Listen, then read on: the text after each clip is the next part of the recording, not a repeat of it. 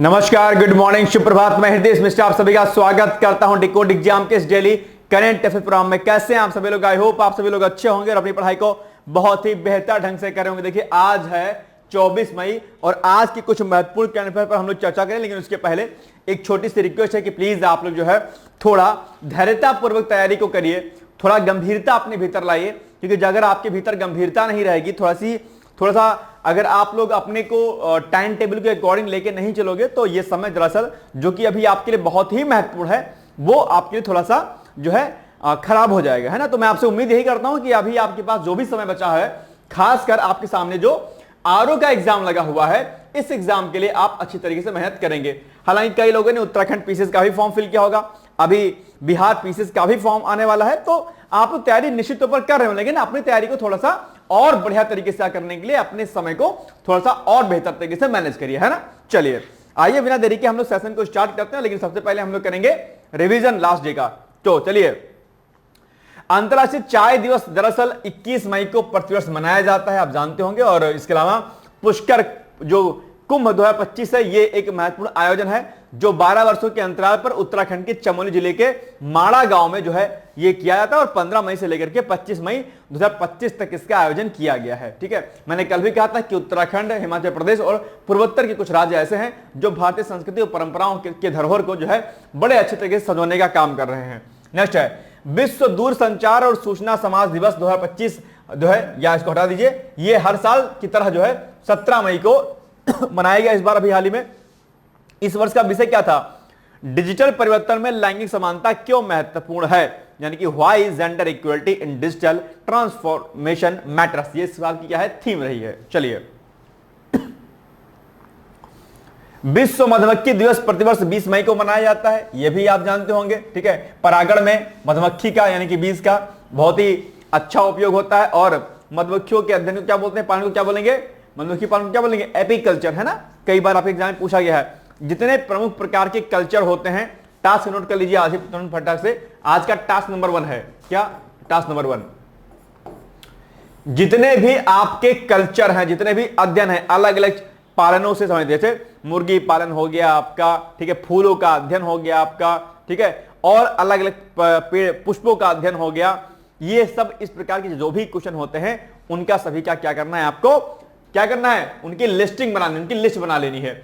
और यहां से जो है क्या होता है, एक प्रश्न जो है डैम श्योर है कि वो आता है। ठीक है, तो इसको आपको जैसे वर्मी कल्चर किसको कहते हैं ना, वर्मी कल्चर क्या है, इपी कल्चर क्या है, सेरी कल्चर क्या है, ठीक है, और एंथोलॉजी क्या है।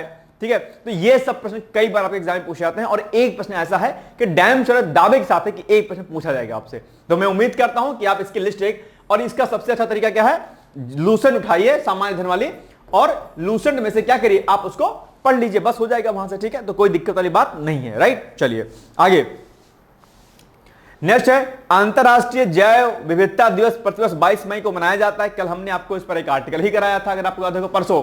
अब आर्टिकल आपने देखा नहीं देखा मुझे नहीं पता, देखा होगा तो कई सारे पॉइंट आपके वहां से उस 20 मिनट के वीडियो में से आपके कम से कम 3 से 4 प्रश्न बन जाएंगे। लेकिन दिक्कत क्या है कि जो चीज आपको कराई जाती है फ्री ऑफ कॉस्ट, आप उसकी महत्ता को समझते नहीं है। फ्री में मिली हुई हर एक चीज की अपनी असीमित महत्ता है, लेकिन आप उसको समझते नहीं है। वही चीज आपको कोर्स में दी जाती तो आप देखते। ठीक है, अब जैव विविधता पर मैंने एक बढ़िया सा आर्टिकल कराया, जहां पर मैंने आपको 2022 जो जैव विविधता अधिनियम उसके बारे में बताया, मैंने in situ in ex situ conservation के एग्जाम्पल मैंने आपको बताए। ठीक है, उसकी ऐतिहासिक पृष्ठभूमि मैंने बताई, थीम बताई मैंने। अब आपने देखा होगा तो पक्का है 1 से 2 प्रश्न वहां से आपके बनने डैम श्योर है, दावे के साथ मैं कहता हूं।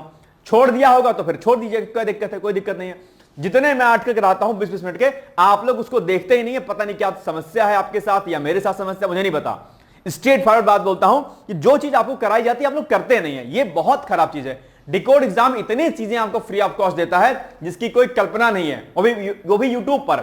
ठीक है, लेकिन एक लेक्चर को बनाने में, उसको अपलोड करने में, एक छोटे से 20 मिनट के आर्टिकल बनाने में समय लगता है भाई साहब। कहीं बना के देखिएगा, उसको अपलोड करिएगा, बनाना, उसको फिर उसको टाइप करना, उसको चेक करवाना, पीपीटी बनाना, उसके बाद रिकॉर्ड करना, रिकॉर्ड के बाद एडिट करना, उसको रेंडर करना, फिर उसको यूट्यूब पर लगाना, एक लंबी प्रक्रिया होती है और आप लोग देखते नहीं हो। देखा करिए भाई साहब, है ना, नहीं तो दिमाग गुलगप्पे ऐसा हो जाएगा, बैठे रहिएगा, फिर ना इधर के रहेंगे ना उधर करेंगे। स्ट्रेट फॉरवर्ड, मेरी बात आपको चुभ रही होगी, चुभे, कोई दिक्कत नहीं है।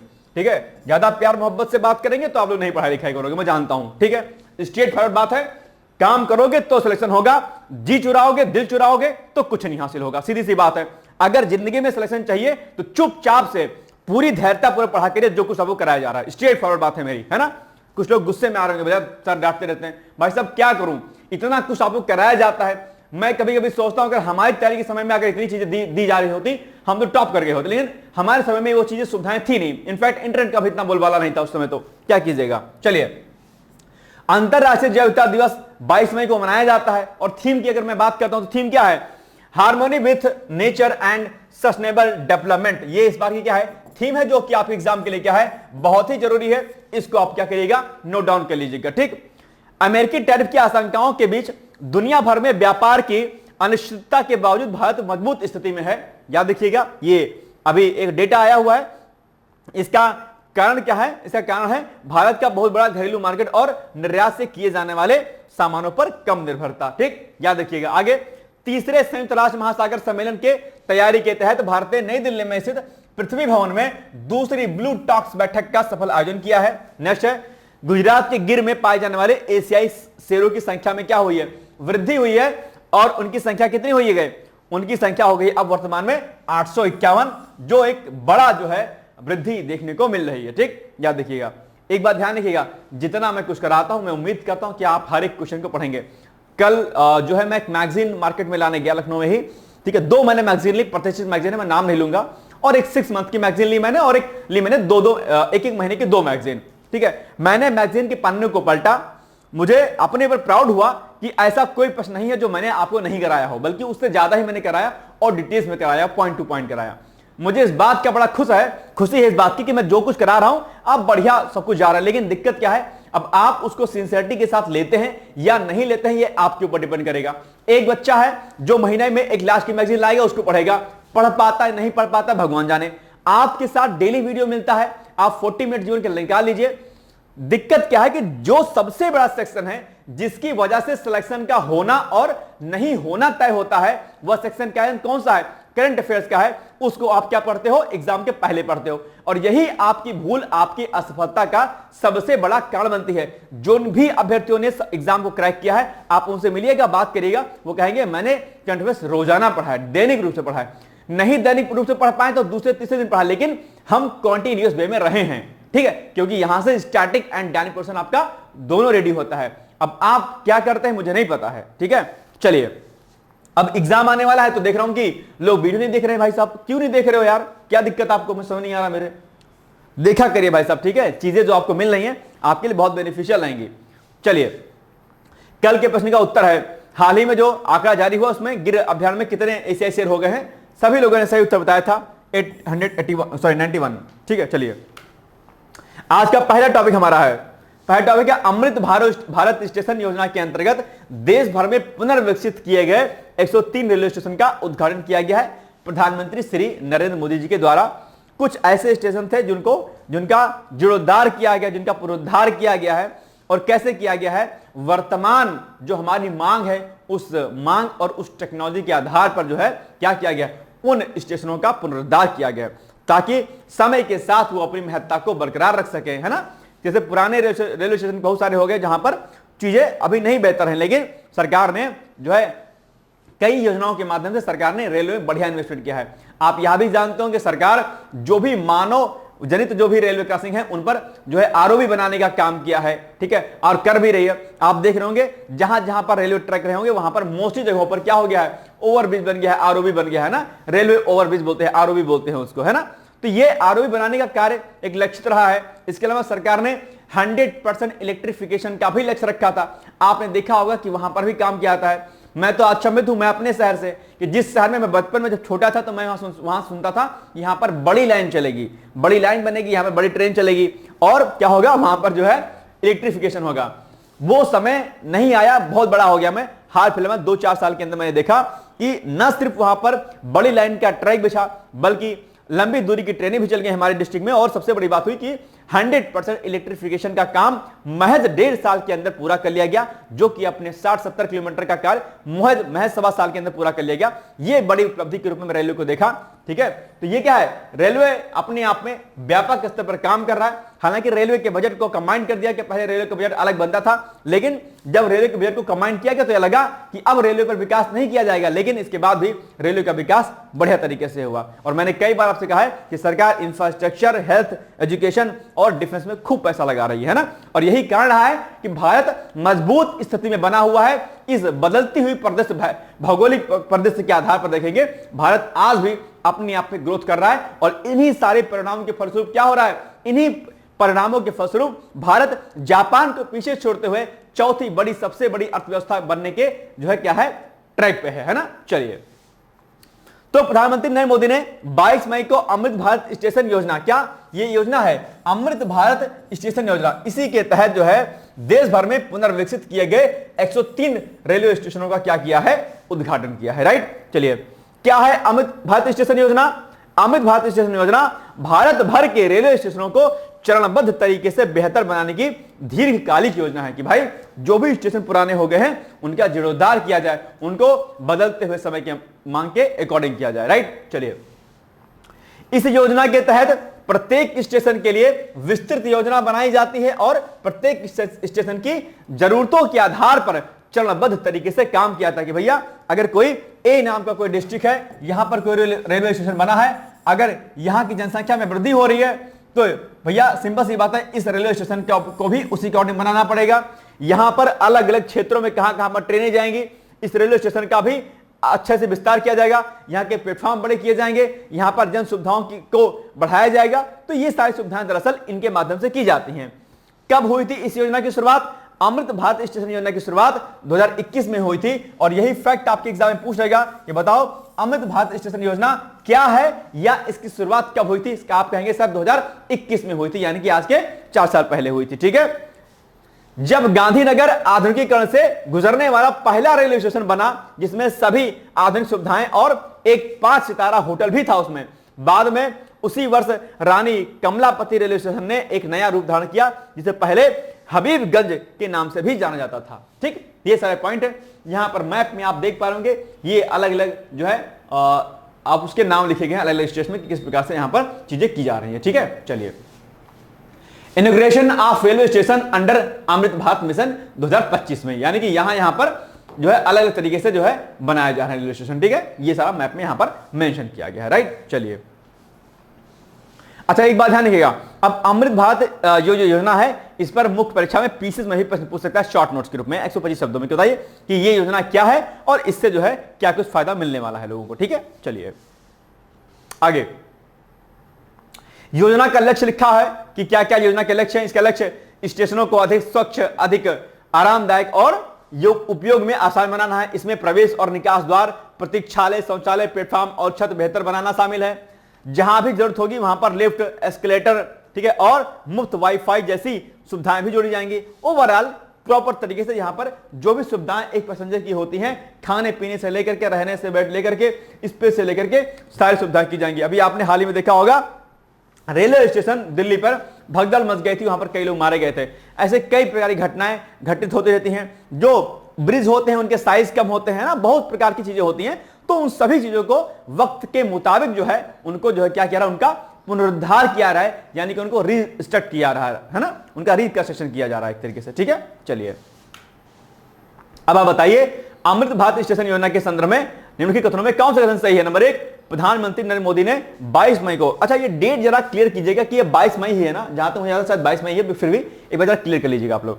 22 मई को अमृत भारत स्टेशन योजना के तहत देश भर में पुनर्विकसित किए गए 103 रेलवे स्टेशनों का उद्घाटन किया है। हाँ बिल्कुल किया है, कोई दिक्कत नहीं है, यानी कि पहला ऑप्शन क्या हो जाएगा आपका, एकदम सही हो जाएगा। राइट, दूसरा, अमृत भारत स्टेशन योजना भारत भर के रेलवे स्टेशनों को चरणबद्ध तरीके से बेहतर बनाने की दीर्घकालिक योजना है ना, लॉन्ग टर्म एक योजना है अपने आप में, यानी कि जो भी हमारे भारत के स्टेशन है उन सभी का पुनरुद्धार किया जाएगा। किसके तहत? अमृत भारत जो है स्टेशन योजना के अंतर्गत। राइट, चलिए, तो दोनों कथन सही, यानी कि अब कूट में देखिए तो यहां पर मिलेगा आपको सी वाला, यानी कि सी इज द राइट आंसर। कोई दिक्कत यहां पे? चलिए, भारत जेनरिक दवाओं का सबसे बड़ा आपूर्तिकर्ता बन गया भाई साहब, और मुझे नहीं लगता कि जेनरिक मेडिसिन के बारे में आपको नहीं पता होगा। जेनरिक मेडिसिन आपके नॉर्मल मेडिसिन के कंपैरिजन में कहीं ज्यादा बेहतर भी होती हैं। सबसे बड़ी बात है कि ये सस्ती होती हैं, इसका मूल्य बहुत कम होता है। कई बार लोग सस्ता जान करके क्या कहते हैं, नहीं लेते हैं। आप लोग से भी मेरी रिक्वेस्ट है कि आप लोग जेनरिक मेडिसिन को लीजिए, क्योंकि सबसे बड़ा अगर कोई करप्ट अगर डिपार्टमेंट है, दो मानता हूं मैं, ठीक है। एक डिपार्टमेंट एनवायरमेंट का माना जाता है, ठीक है, और एक डिपार्टमेंट को मैं मानता हूं फार्मा कंपनियां।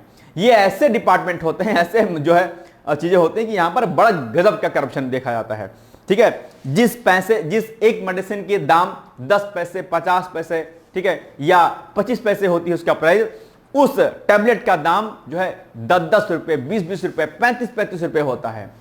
ये एक जैसे एक नॉर्मल प्रोडक्ट है, उसको लोग कितना महंगा बोलेंगे। जैसे माना कोई प्रोडक्ट है जिसका प्राइस माना कि 2 रुपया है, कॉस्टिंग प्राइस उसकी क्या है, मतलब जो उसकी मैन्युफैक्चरिंग जो प्राइस है माना कि 2 रुपया है, तो बहुत बेचेगा, वो 3 में बेच लेगा, 4 में बेच लेगा, 4.5 में बेच लेगा, 2-2.5 गुना का अंतर आएगा लगभग, मान के चलते हैं एक बार। लेकिन जो मेडिसिन होती हैं भाई साहब फार्मा कंपनियों की, इनके दाम 50-50 गुना तक, 30-30 गुना तक हाई होते हैं। सोचो, आप कल्पना नहीं कर सकते हो कि इतने हाई होती हैं, आपकी कल्पना से परे है। और बहुत प्रकार की मेडिसिन ऐसी हैं जिसका कोई औचित्य नहीं है कि वो आपकी बॉडी में जाए और इसका इंपैक्ट पड़े। सब बकवास मेडिसिन है मार्केट में। इसीलिए आपने देखा होगा अक्सर सरकार बहुत प्रकार की मेडिसिन पर क्या करती है, बैन लगाती है। और इसके अलावा बहुत प्रकार की मेडिसिन ऐसी हैं जो आपके हेल्थ के लिए बहुत हार्मफुल होती हैं। मेडिसिन का नाम आप सभी लोग निश्चित तौर पर जानते होंगे, है ना। तो ये सब चीजें हैं, इसलिए कोशिश करिए कि जेनरिक मेडिसिन लीजिए। और अगर आपका विश्वास अगर आयुर्वेद पर है तो हो सके तो आयुर्वेद की मेडिसिन ज्यादा लीजिए, है ना। ये सबसे बड़ा आपके लिए जरूरी है। चलिए, तो ये जेनरिक दवाएं क्या होती हैं, सस्ती होती हैं, एक बात। दूसरा, इनका इफेक्ट जो है सेम जो आपकी नॉर्मल मेडिसिन आती हैं वो वैसा ही होता है। ऐसा नहीं है कि ये सस्ती हैं, जेनरिक दवाएं हैं सस्ती हैं, बस क्या होता है इसका फार्मूला वगैरह आप जानते हो इसके बारे में। जेनरिक दवा के बारे में मुझे नहीं पता है कि आपको नहीं पता होगा, निश्चित तौर पर आपको पता होगा। जेनरिक मेडिसिन पर एक मैंने आर्टिकल भी कराया था, और जेनरिक मेडिसिन पर मैंने क्वेश्चन भी आपको बताया था कि जेनरिक मेडिसिन क्या होती हैं, इसकी क्या उपयोगिता होती है, और ये किस तरीके से नॉर्मल मेडिसिन के कंपैरिजन में बेहतर साबित होती है, राइट। तो भारत का दवा उद्योग वैश्विक स्तर पर ग्लोबली जो है एक विशाल उद्योग है, जो मात्रा के मामले में तीसरे स्थान पर और मूल्य के मामले में 14वें स्थान पर आता है। एक डेटा है आपके सामने। दूसरा, यह जेनरिक दवाओं का सबसे बड़ा आपूर्तिकर्ता है, यानी कि जो भी दवाएं जेनरिक होती हैं उनमें सबसे बड़ा आपूर्तिकर्ता, जो वैश्विक आपूर्ति का 20% आपूर्ति करता है, और किफायती टीकों का एक प्रमुख सप्लायर भी है। आप जानते होंगे हमारे यहां से डिफरेंट टाइप ऑफ जो है क्या कहते हैं, जो भी आपके टीके होते हैं वो जो है अलग अलग देशों में क्या किए जाते हैं, भेजे जाते हैं। ये भारत की फार्मा जो कंपनियां होती हैं उनकी ताकत है, फार्मा सेक्टर का ताकत है अपने आप में। 2023-24 में इस क्षेत्र का कारोबार पिछले 5 वर्षों में 10% से अधिक वार्षिक दर से लगातार बढ़ते हुए जो है कितना हो गया, 4,17,345 करोड़ रुपए तक पहुंच गया है। ठीक, चलिए ये सब यहां पर डेटा दिए गए हैं, आप इसको एक बार पढ़ लीजिएगा, ठीक है। प्रधानमंत्री भारतीय जन औषधि परियोजना, ठीक है, यानी कि PMBJP इसको बोलते हैं, 15,479 जन औषधि केंद्र संचालित करती है, जो ब्रांडेड दवाओं की तुलना में 80% कम कीमत की पर जेनरिक दवाइयां उपलब्ध कराती हैं। प्रधानमंत्री जन औषधि केंद्र आप जानते होंगे संभवतः, लेकिन बहुत लोग कम होंगे जो प्रधानमंत्री जन औषधि केंद्र पर जाते होंगे। जाया करिए भाई साहब वहां पर, और वहां से जेनरिक मेडिसिन को लिया करिए, ठीक है। लगभग 15,000 समथिंग जो है जन औषधि केंद्र कार्यरत हैं। अभी इनको बढ़ा करके जो है लगभग 20 या 30,000 करने का टारगेट रखा गया है। ईयर मुझे नहीं आता कि कब तक इसको मैंने कराया था कि प्रधानमंत्री जन औषधि केंद्र को कितने करने की जो है टारगेट रखा गया। अभी मुझे एग्जैक्टली ध्यान नहीं आता, अगर आपको याद है तो मुझे बताइएगा कितना। चलिए, गुजरात, हिमाचल प्रदेश, आंध्र प्रदेश में मेगा हब बनाने के लिए 3,000 करोड़ रुपए की लागत से बल्क ड्रग पार्क्स को बढ़ावा देने की योजना है, ताकि दवाइयों का उत्पादन सस्ता और शीघ्र हो सके। ये सब बातें हैं। और फार्मास्यूटिकल कंपनियां बहुत तेजी से बढ़ती हैं। मेरी मेडिकल माइक्रोबायोलॉजी है, तो मैंने ट्रेनिंग किया था, एक कंपनी है, नाम मैं नहीं लूंगा यहाँ पर, हरिद्वार में सिडकुल एरिया है, आप जानते हैं इंडस्ट्रियल एरिया सिडकुल है हरिद्वार में, वहां पर मैंने ट्रेनिंग किया था एक बड़ी कंपनी में, ठीक है। तो वहां पर मैंने 2 प्लांट, जैसे बीटा नॉन बीटा प्लांट होते हैं, बायोटेक्नोलॉजी वाले MSc वाले होंगे वो जानते होंगे। तो वहां पर मैंने देखा भाई साहब कि मेडिसिन कैसे बनती हैं, उसका प्राइस कैसे तय होता है और किस प्रकार से वो बिकती हैं। भाई साहब दिमाग मेरा ठनक गया उस कंपनी में जाकर के। हालांकि प्राइवेट सेक्टर में मुझे कभी नहीं जाना था, लेकिन चूंकि वो एक बीएससी का हमारा पार्ट था कि भाई ट्रेनिंग अपन आपको करनी है, तो हमने लगभग शायद 6 महीने की ट्रेनिंग मैंने की थी। ठीक है, एक बड़ी कंपनी थी फार्मा की उसमें, और मैं क्यूसी डिपार्टमेंट में, है ना, आप लोग जानते होंगे संभवतः क्यूसी डिपार्टमेंट होता है क्वालिटी चेक जिसको बोलते हैं, कि किस प्रकार से प्रोडक्ट वहां पर आता है, वहां पर चेक होता है। तो वहां पर बीटा नॉन बीटा प्लांट होता है, मतलब वहां पर कॉस्मेटिक एंड मेडिसिन दोनों बनती थी वहां पे। तो वहां पर फिर मैंने देखा कि किस तरीके से भाई चीजें वहां पर होती हैं, और अगल बगल कई सारी फार्मा कंपनियां थी, उसके बारे में मुझे मालूम चला कि भाई यहाँ पर ऐसी चीजें होती हैं। तो तब वहां से मुझे चीजें मालूम चली, हालांकि इसके पहले मुझे पता था कि किस प्रकार से खेल जो है मेडिसिन का होता है। ठीक है, खैर कोई बात नहीं, बट आप लोग जेनेरिक मेडिसिन या फिर आयुर्वेद मेडिसिन पर ज्यादा भरोसा करें। ठीक है, चलिए, निम्नलिखित कथनों में कौन सा कथन सही है? नंबर 1, भारत का दवा उद्योग वैश्विक स्तर पर एक विशाल उद्योग है जो मात्रा के मामले में तीसरे स्थान पर और मूल्य के मामले में 14वें स्थान पर आता है। ठीक है, याद रखिएगा। इसके अलावा प्रधानमंत्री भारतीय जन औषधि परियोजना, ठीक है, 15,479 जन औषधि केंद्र संचालित करती है जो ब्रांडेड दवाओं की तुलना में 80% कम कीमत पर जेनेरिक दवाइयां उपलब्ध कराती है।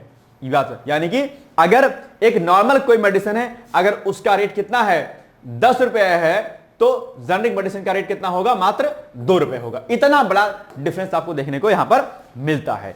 कैंसर की मेडिसिन, बड़ी बड़ी जो डिजीज होती है उनके मेडिसिन बहुत महंगे दामों पर बिकती है, लेकिन जेनेरिक मेडिसिन अगर आप उसी को लेंगे तो आपको बड़े सस्ते दामों में मिल जाएगी, है ना। ये बड़ी अच्छी बात है सरकार की। चलिए, तो दोनों कथन सही है भाई साहब, यानी कि सी इज द राइट आंसर, कोई दिक्कत नहीं है। चलिए, हिंद महासागर रिम एसोसिएशन मंत्रिपरिषद की 24वीं यानी कि 24वीं बैठक अभी हाल ही में संपन्न हुई है। आइए इसको हम थोड़ा सा देख लेते हैं कि क्या कुछ है। तो हिंद महासागर रिम एसोसिएशन, IORA इसको बोलते हैं इन शॉर्ट फॉर्म। तो इसकी बैठक दरअसल 24वीं बैठक जो है भावी पीढ़ी के लिए टिकाऊ हिंद महासागर विषय के तहत पूरे क्षेत्र के उच्च स्तरीय प्रतिनिधि का एक साथ है। ये थीम आप याद रखिएगा, हो सकता है कभी आपसे पूछ ले कि बताओ हिंद महासागर रिम एसोसिएशन की जो अभी बैठक संपन्न हुई इसका थीम क्या था? आप कहेंगे सर भावी पीढ़ी के लिए टिकाऊ हिंद महासागर। आप जानते होंगे हिंद महासागर एक अपने आप में एक बहुत ही महत्वपूर्ण स्थान रखता है ना। हिंद महासागर जो है जिसका राज इस पर होगा, समझ लो वो अपने आप में बड़ा विजेता होगा। इंडो पैसिफिक रीजन हो गया, हिंद महासागर हो गया, ये सब बहुत महत्वपूर्ण है। इस पर मैंने बार बार आपको आर्टिकल कराता रहता हूं, है ना। चलिए, बैठक IORA यानी कि बैठक हिंद महासागर रिम एसोसिएशन अध्यक्ष श्रीलंका की मेजबानी में बुधवार को वर्चुअली आयोजित की गई। भारतीय प्रतिनिधिमंडल का नेतृत्व सचिव P कुमारन ने किया, जो वर्तमान उपाध्यक्ष और IORA यानी कि ये जो आपका हिंद महासागर रिम एसोसिएशन है के सदस्य के रूप में भारत का प्रतिनिधित्व करते हैं अपने यहाँ पे, है ना। चलिए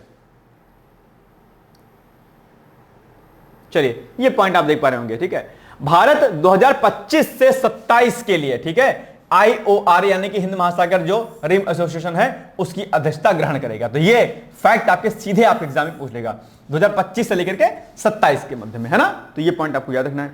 अब सेम वही प्रश्न आपके से पूछ लिया कि भारत किस वर्ष हिंद महासागर रिम एसोसिएशन की अध्यक्षता करेगा?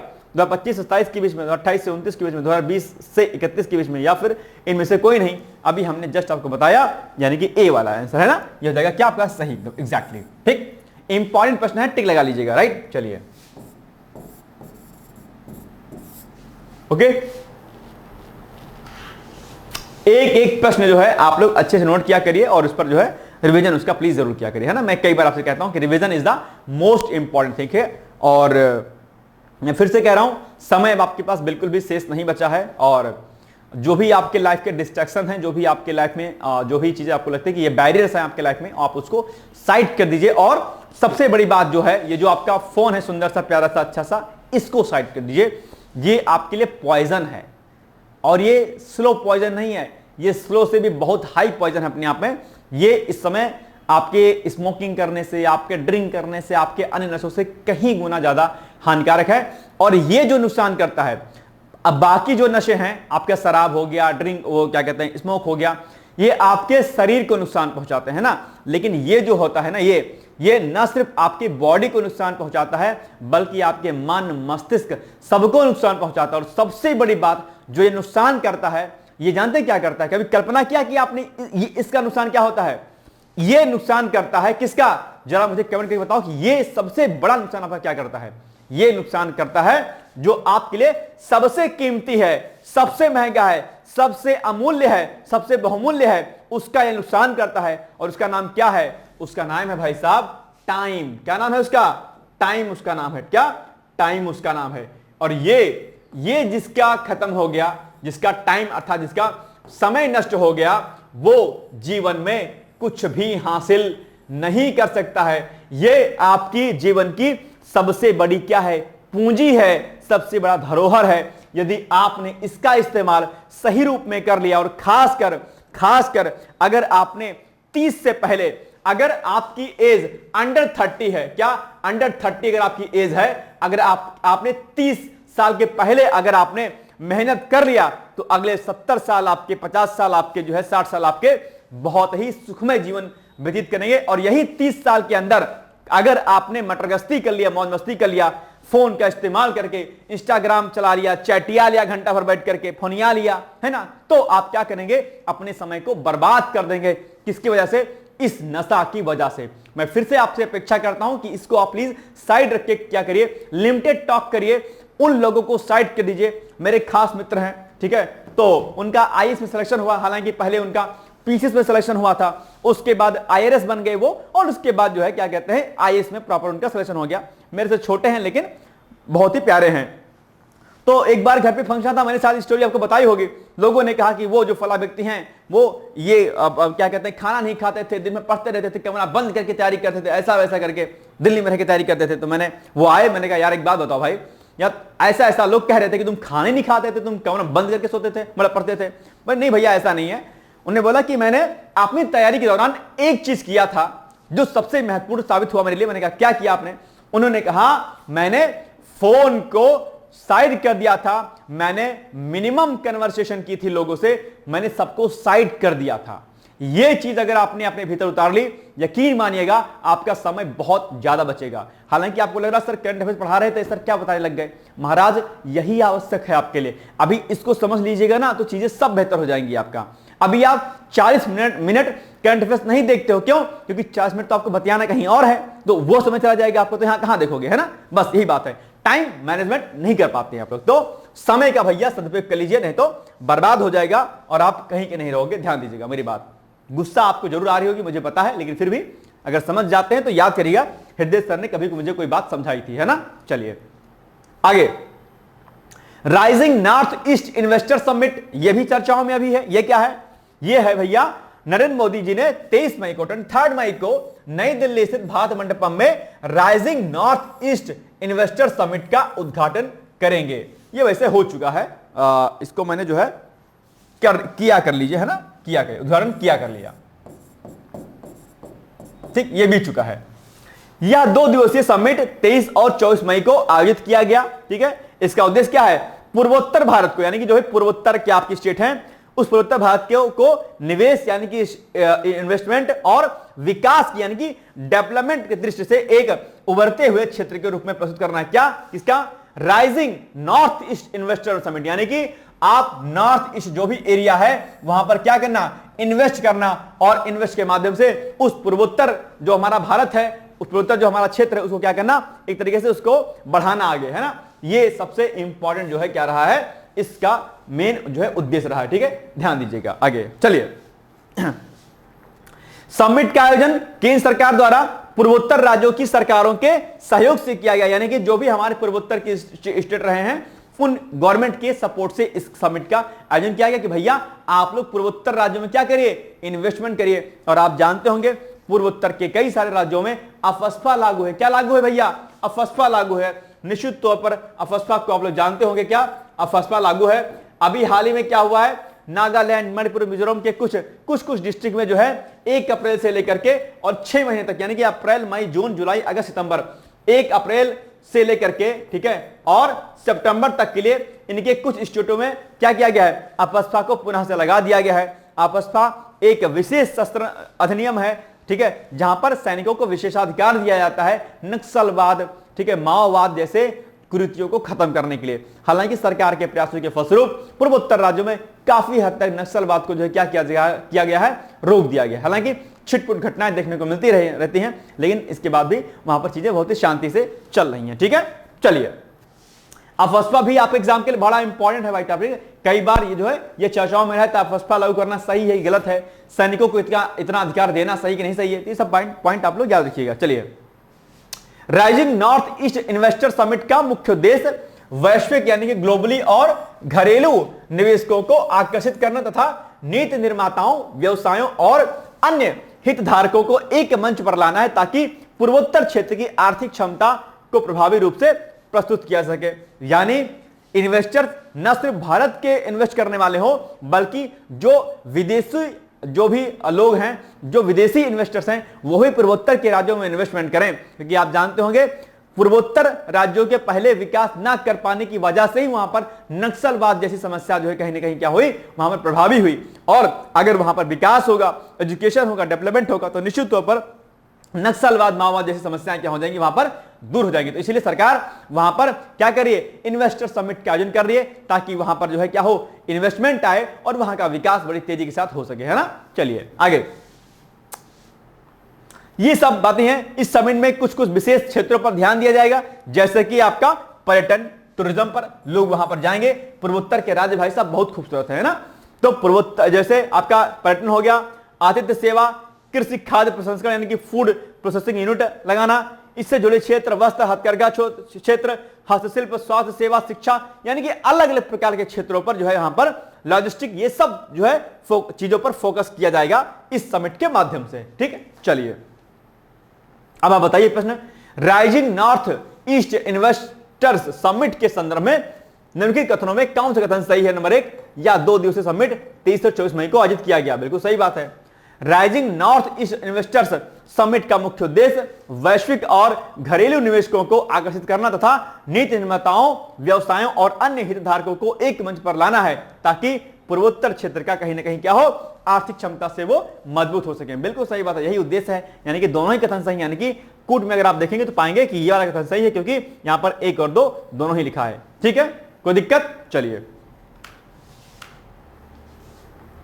मस्तिष्क से जुड़ी गंभीर बीमारियों के इलाज के लिए कुछ नई दवाएं अभी यानी कि कुछ मेडिसिन अभी हाल ही में क्या की गई हैं, खोजी गई हैं। आप ये जानते होंगे मस्तिष्क जो है क्या है, आपके ह्यूमन बॉडी के सबसे इंपॉर्टेंट रोल प्ले करता है। और एक अभी मैं आगे इस न्यूज पर मैं चर्चा करूं, लेकिन उसके पहले एक मैं आपको टास्क देता हूं, और वो ये क्या है, ठीक है, जो आपका ह्यूमन माइंड है ना, ह्यूमन माइंड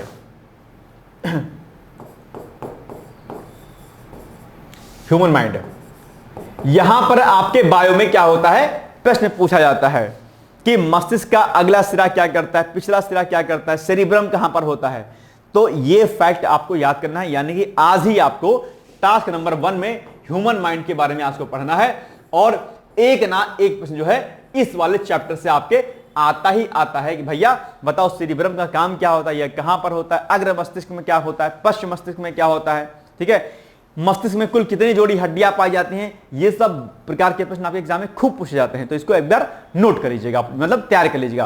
कहां से, लूसेंट से या घटनाचक्र से, या जो भी आपके नोट्स वगैरह होंगे, डिकोड पर के होंगे नोट्स, या जहां के भी नोट्स होंगे आपके लिए। ठीक है, चलिए अब हम लोग इस पर बात करते हैं।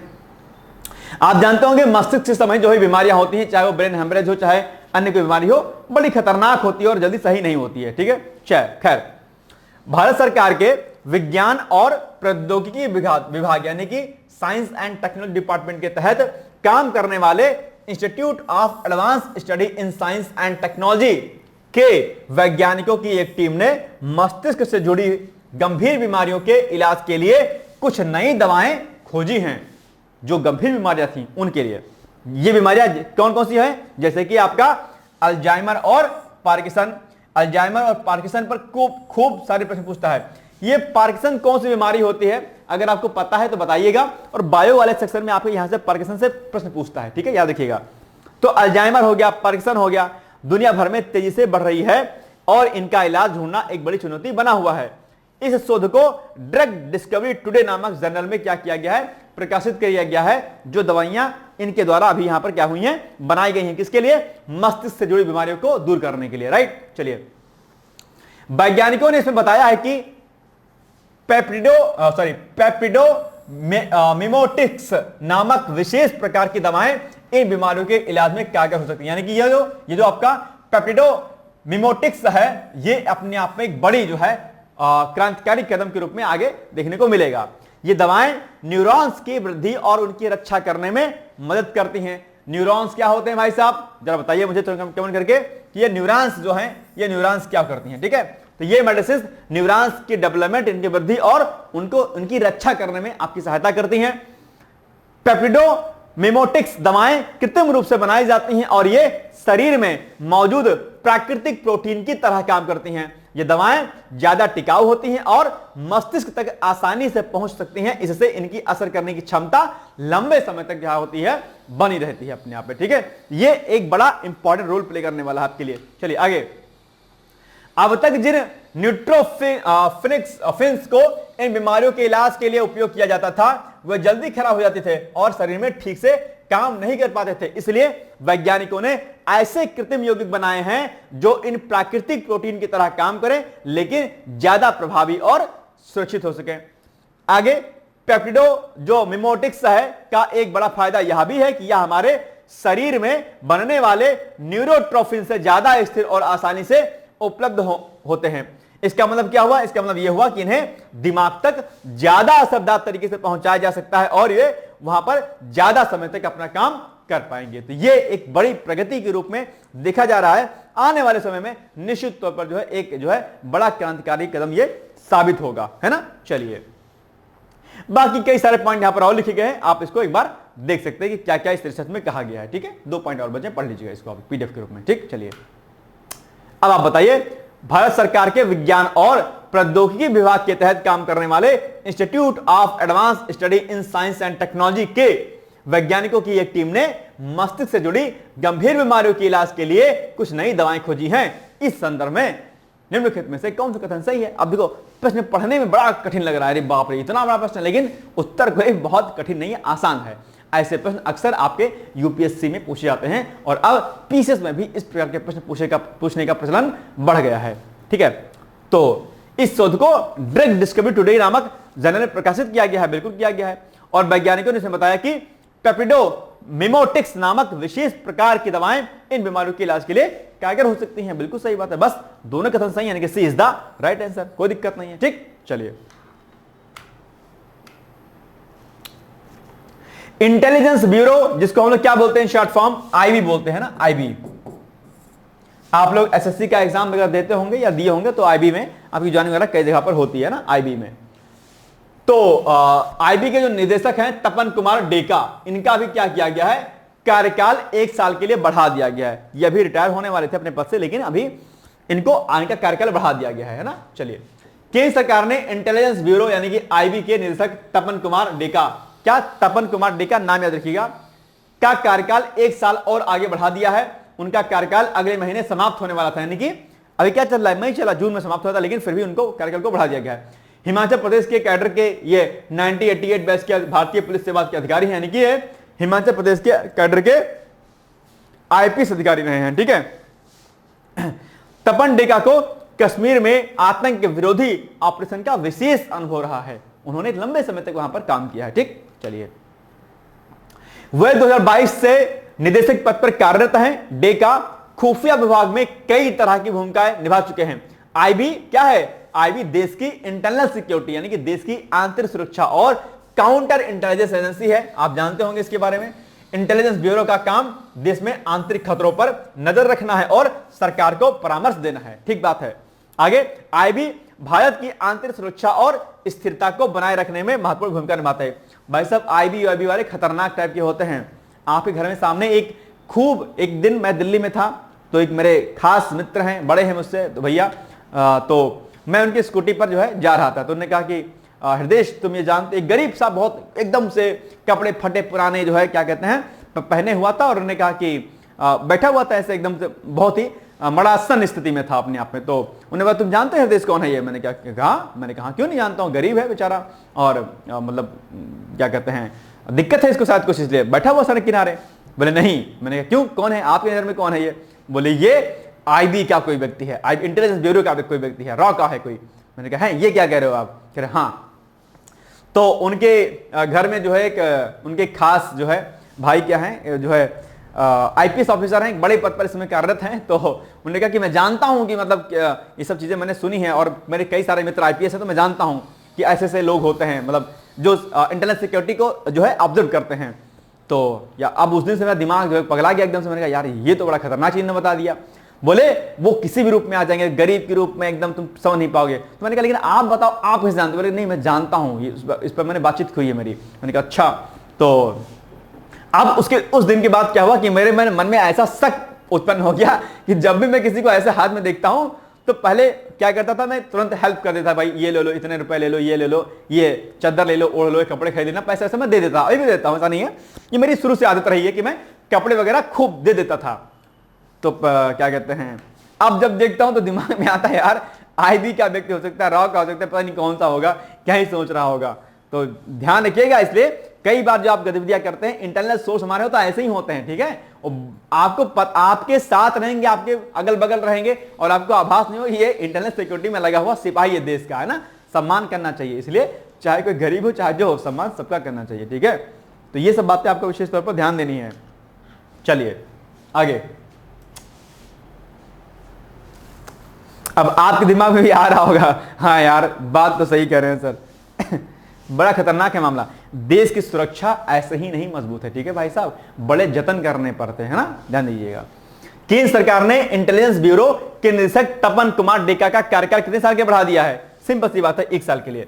जो लोग इंटरनल सिक्योरिटी में खुफिया विभागों में रहते हैं उनकी पत्नी तक को नहीं पता होता है कि हमारे पति करते क्या है भाई साहब। इतनी गजब सिक्योरिटी होती है, किसी को बताने का अधिकार नहीं होता है कि आप क्या करते हैं। अगर हैं उनके पत्नी, उनके बच्चे, उनके मां, किसी भी शख्स को नहीं पता होता है कि वो व्यक्ति किस डिपार्टमेंट में और क्या कार्य कर रहा है। सोचो, आपने मूवी में देखा होगा निश्चित तौर पर, है ना। ध्यान रखिएगा, मामला ऐसे नहीं होता भाई साहब। चलिए, भारत द्वारा ऑपरेशन सिंदूर के संदेश को साझा करने हेतु कूटनीतिक संवाद की शुरुआत की गई है। आप जानते होंगे ऑपरेशन सिंदूर चलाया गया था पहलगाम जो हमला हुआ था उसके बाद में जो है, ठीक है। और पाकिस्तान बेनकाब हुआ था कि किस तरीके से वहां की सेना, वहां की सरकार आतंकवाद को, टेरर को सपोर्ट करती है। वहां पर बहुत सारे दृश्य आए थे, वहां पर जो है अमेरिका में भी ये बात पहुंचाएगी। और अब क्या करें, जो भारत के सांसद हैं वो अलग अलग देशों में जा करके पाकिस्तान की स्थिति से अवगत करा रहे, भैया देखो ये देश कैसा है।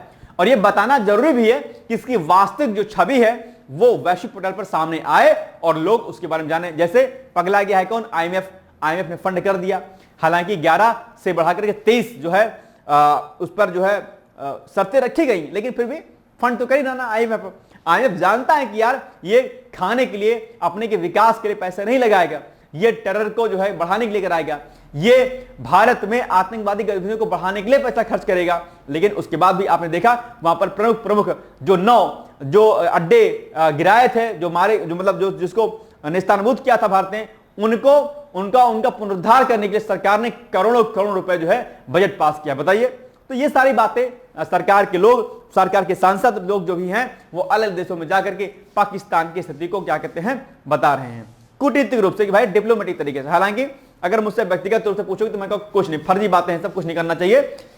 पाकिस्तान रॉन्ग है तो मतलब रॉन्ग है, बेधड़क मारिए, कोई दिक्कत नहीं, जो होगा सो देखा जाएगा, है ना। अपनी पावर खुद से बनिए, लेकिन ठीक है फिर भी डिप्लोमेटिक तरीके से ठीक है अपने आप में एक जगह पर, है ना। चलिए आगे। भारत ने वैश्विक स्तर पर आतंकवाद के विरुद्ध अपने प्रयासों और ऑपरेशन सिंदूर के संदेश को साझा करने हेतु कूटनीतिक संवाद की शुरुआत की। भाई किस तरीके से हमने ऑपरेशन सिंदूर की शुरुआत की थी, हमने वहां पर किसी भी सिटीजन को नहीं मारा, बल्कि हमने उन आतंकवादी टेरर कैंपों को निशाना बनाया जो भारत विरोधी या वैश्विक स्तर पर टेरर को बढ़ाते हैं, टेररिज्म को बढ़ाते हैं, है ना। 2 प्रतिनिधिमंडल क्रमशः जापान और संयुक्त अरब अमीरात की यात्रा पर हैं। यह संवाद भारत के विदेश नीति के एजेंडे के तहत अंतरराष्ट्रीय सहयोग को सुदृढ़ करने की दिशा में एक महत्वपूर्ण कदम के रूप में देखा जा रहा है, ठीक है। जनता दल यूनाइटेड के सांसद संजय कुमार झा के नेतृत्व में जापान गए सर्वदलीय संसदीय प्रतिनिधिमंडल ने टोक्यो में जापान के विदेश मंत्री ताकसेदी इवाया से भेंट किया है। और दूसरा जो प्रतिनिधिमंडल है शिवसेना सांसद श्रीकांत शिंदे के नेतृत्व में देर रात जो है, मतलब बसों जो है अबू धाबी संयुक्त अरब अमीरात पहुंचा। प्रतिनिधिमंडल संयुक्त अरब अमीरात के अतिरिक्त Liberia, democratic Republic of Congo और सिएरा लियोन की भी यात्रा करेगा। ठीक है, यहां पर जाएगा। यह प्रयास भारत की वैश्विक स्तर पर रणनीतिक सहभागिता को सशक्त करने का क्या है, संकेत है। तो इससे कहीं ना कहीं भारत डिप्लोमेटिक तरीके से पाकिस्तान को अलग थलग करने का प्रयास बड़ी जबरदस्त तरीके से कर रहा है, और पाकिस्तान वैसे भी अलग ही है, इसमें कोई शक नहीं है। चलिए, निम्नलिखित में से कौन सा कथन सही है? अब आप लोग इसको पढ़ो और मुझे बताओ कि इसका उत्तर क्या होगा। चलिए, यू हैव 1 मिनट टाइम, बताइए क्या होगा इसका उत्तर, क्या होगा इसका उत्तर? पढ़ लिया? तो अगर आप नोटिस करेंगे तो आप ये पाएंगे कि इसका जो है दोनों ही कथन क्या है, सही है, यानी कि first and second statement are right. ठीक है, तो C is the right answer. ठीक, चलिए, भारत और अमेरिका के बीच एयरक्राफ्ट कैरियर तकनीकी सहयोग पर आधारित संयुक्त कार्य समूह की 8वीं बैठक अभी हाल ही में संपन्न हुई है। ठीक है, तो भारत और अमेरिका के बीच एयरक्राफ्ट कैरियर तकनीकी सहयोग पर आधारित संयुक्त कार्य समूह की 8वीं बैठक 13 से लेकर के 16 मई 2025 तक जो है भारत में आयोजित की गई। यह समूह भारत अमेरिका रक्षा तकनीक और व्यापार पहल यानी कि defence technology and trade initiative के अंतर्गत गठित किया गया है इसको, है ना। तो ये पॉइंट याद रखिएगा, एग्जाम्पल आपके एग्जाम के लिए जरूरी है। इस दौरान अमेरिका के 6 सदस्यीय प्रतिनिधिमंडल भारत आया और जिसका नेतृत्व rear admiral K C Moton, program executive officer aircraft carrier ने किया, और वहीं संयुक्त कार्य समूह की उद्घाटन बैठक 13 मई को नई दिल्ली में हुई थी। तो ओवरऑल अगर हम इस टॉपिक बात करें तो ये टॉपिक आपसे पूछेगा प्रश्न जो है आपके एग्जाम में कि ये जो बैठक हुई है कहां पर हुई है और कब से कब तक हुई है और कौन से नंबर की बैठक है। 8वीं बैठक है, ये 13 से लेकर 16 मई तक हुई है। कहां पर हुई है? भारत में हुई है। तो ये बात आप लोग को याद रखें, 3 फैक्ट आपके लिए इस टॉपिक से इंपॉर्टेंट है बस। ठीक, चलिए आगे। भारत और अमेरिका के बीच एयरक्राफ्ट कैरियर तकनीकी सहयोग पर आधारित संयुक्त कार्य समूह की 8वीं बैठक किस महीने आयोजित किया गया? तो अभी मई में किया गया, बस 20 द राइट आंसर, सिंपल सी बात है। ठीक है, चलिए अब आपके सामने प्रश्न है कि बताओ अंतरराष्ट्रीय जैव विविधता दिवस कब मनाया जाता है? जल्दी जल्दी से मुझे इसका उत्तर आप लोग बताइए। ठीक है, बाकी आपके सामने पीसीएस का जो है एडवर्टाइजमेंट है। अगर आपको लक्ष्य, अगर आपका पीसीएस का है, यूपीएससी का है, ठीक है, तो आप इस बैच को ज्वाइन कर सकते हैं। यहां पर pre plus mains plus foundation, मतलब फाउंडेशन कोर्स है, इंटीग्रेटेड कोर्स है। यहां पर आपको pre plus mains plus interview तीनों स्तर की तैयारी कराई जाएगी। और इस कोर्स को लेने के बाद जो सबसे बड़ी बात है, आपको किसी बाहरी स्रोत अर्थात बाहरी नोट्स या किताब लेने की आवश्यकता आपको नहीं रहेगी। मेरे अकॉर्डिंग तो नहीं रहेगी, अगर आप वास्तव में इस पूरे कोर्स को कर लेते हैं तो। ठीक है, और इसमें आपको सीसैट आपका, एसए आपका, ठीक है, और ये सब चीजें आपको ऑलरेडी इसमें, हिंदी आपका अलग, ये सब चीजें उसमें कराई जाएंगी आपको। ठीक है, डेली मॉक टेस्ट होगा आपका, आंसर राइटिंग प्रैक्टिस डेली होगी, बाद में प्री प्लस मेंस की टेस्ट आपको अलग से दी जाएगी। तो ये सारी चीजें इसमें आपको कराई जाएंगी।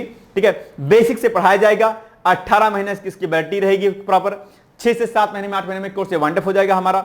अगर आप इंटरव्यू तक जाते हैं तो आपकी कोर्स की फीस भी आपको हम वापस कर देंगे। तो ये सारी चीजें इसमें है। अगर कोई आपको इस कोर्स को लेना है तो आप इससे आपकी आरओ एआरओ 2026 की भी तैयारी हो जाएगी, है ना, दोनों तैयारी आपकी हो जाएगी। अगर आपको इस बैच को लेना है, ठीक है, तो आप पीसीएस फाउंडेशन कोर्स 2025 लिख करके और व्हाट्सएप कर दीजिएगा 8604409201। इसके बाद आपके पास एक कॉल आएगी मेरे द्वारा और आप मुझसे बात कर लीजिएगा। ठीक है, चलिए अब आपके सामने एक प्रश्न है, भारत द्वारा जैव विविधता संरक्षण हेतु किए गए प्रयासों पर चर्चा करिए। ठीक है, ये आपको लिखना है और इंपॉर्टेंट प्रश्न है। मैं आपसे चाहता हूं कि 125 वर्ड्स में आप इसको लिखिएगा। ठीक है, 125 शब्दों में। चलिए, तो ये हो गया हमारा आज का वीडियो। और हां, 60 डेज का जीएस प्लस हिंदी जो है आपका टेस्ट सीरीज चल रहा है, जहां पर आपको हिंदी का वीडियो लेक्चर प्री का, उसके नोट्स और आपको 120 क्वेश्चन डेली मिलेंगे आपको, यानी कि 13,000 प्लस प्रश्न कराए जाएंगे आपको आलू का टेस्ट सीरीज में, जिसका प्राइस बहुत ही नॉर्मल सा है। उसके लिए भी आप जो है सीधे तौर पर यहां पर आप मुझसे संपर्क कर सकते हैं, जो मैंने कॉन्टैक्ट नंबर आपको अभी बताया है यहां पर। ठीक है, चलिए, तो ये हो गया आज का हमारा वीडियो। बाकी हम लोग मिलेंगे अगले दिन, तब तक आप लोग पढ़ते रहिए, मस्त रहिए, व्यस्त रहिए, मुस्कुराते रहिए, ख्याल अपना रखते रहिए और मिलेंगे हम लोग अगले दिन। तब तक के लिए थैंक यू सो मच, बाबा, take care and all the best. Thank you. दोस्तों, क्या आप पीसीएस अधिकारी बनना चाहते हैं? यदि हाँ, तो डिकोड एग्जाम लेकर आया है यूपी पीसीएस फाउंडेशन कोर्स 2025। यह एक ऑल इन वन कोर्स है जिसमें प्रीलिम्स मेंस दोनों ही परीक्षाओं के लिए वीडियो लेक्चर, एनसीईआरटी और standard books based bilingual notes उपलब्ध कराया जा रहा है। इस कोर्स में प्री और मेंस के सभी प्रीवियस ईयर क्वेश्चंस पेपर भी वीडियो लेक्चर के माध्यम से कोर्स में सम्मिलित प्रभावित होंगे। साथ ही साथ में कोर्स का कंटेंट गुणवत्तापूर्ण होने के साथ ही साथ एग्ज़ाम ओरिएंटेड है, जिससे कोर्स लेने वाले स्टूडेंट्स को कोई भी बाहरी पुस्तक या नोट्स पढ़ने की आवश्यकता न पड़े। इस कोर्स में प्रीलिम्स और मेंस के टेस्ट सीरीज तथा आंसर राइटिंग प्रोग्राम भी शामिल है, जिसके साथ ही साथ टेलीग्राम ग्रुप में रेगुलर टॉपिक वाइज टेस्ट कराए जाएंगे। इसके साथ ही CSAT, निबंध तथा सामान्य हिंदी की अतिरिक्त कक्षाएं भी चलाई जाएंगी तथा हमारे कोर्स से परीक्षा में सफल होकर इंटरव्यू देने वाले विद्यार्थियों को इंटरव्यू की भी तैयारी कराई जाएगी और अंतिम परिणाम कुछ भी हो, पूरी फीस उन्हें रिवार्ड के स्वरूप जो है वापस कर दी जाएगी तथा अगले बैच में उन्हें निःशुल्क प्रवेश प्रदान किया जाएगा। उल्लेखनीय है कि डिकोड एग्जाम एक संस्थान के रूप में 5 वर्ष के अपने सफल कार्यकाल में अब तक 55 से अधिक विद्यार्थियों को विभिन्न परीक्षाओं में अंतिम सफलता दिलाने में अपना सफल योगदान दे चुका है। इस कोर्स की फीस 15,000 रुपये निर्धारित की गई है, लेकिन पहले प्रवेश लेने वाले 100 विद्यार्थियों को 3,000 रुपये की विशेष छूट दी जा रही है। और अधिक जानकारी के लिए हमारे संस्थान के नंबर 6307495944 पर संपर्क करें।